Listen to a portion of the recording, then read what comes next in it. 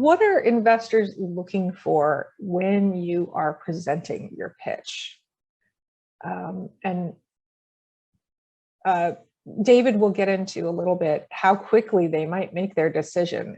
It will astonish you how quickly they make an opinion. But investors write checks essentially when the idea that they hear is very compelling. So you need to hit them very early on with your compelling idea. And when they're persuaded that the team can realize the vision. So the team is absolutely critical. So the idea, the team, and the opportunity. So the opportunity is, again, they're doing everything in terms of dollars and cents, calculating the return that they can get, as long as it fits in with the theme of their fund. How big is this opportunity?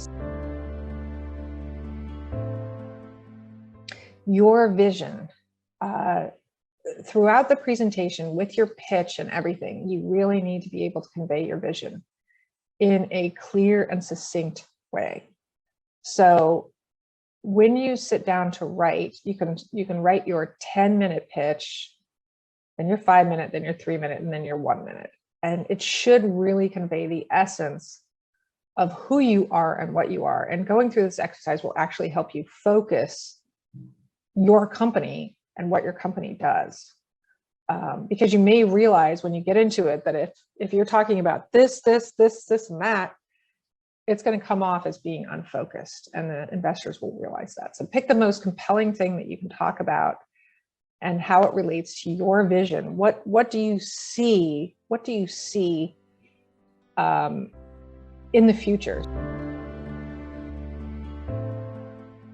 Okay, now one important thing about Q&A is pivoting and reading your audience.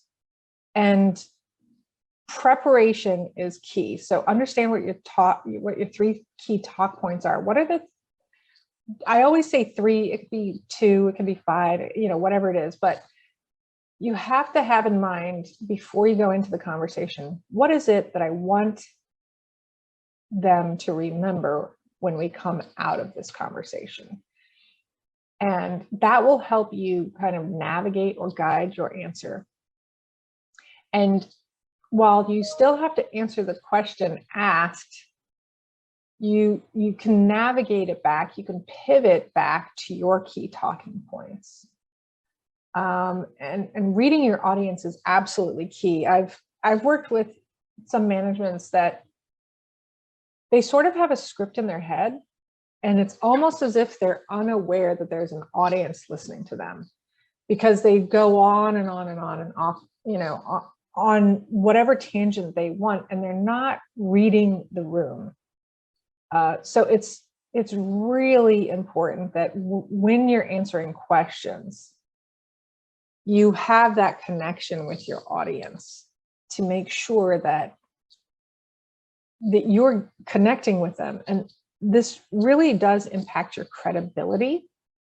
You have one reputation with investors, and you want to maintain the best possible reputation you can. So you have to be very careful about how you answer the questions and how you come off. We all make mistakes, like that's normal, that's expected, but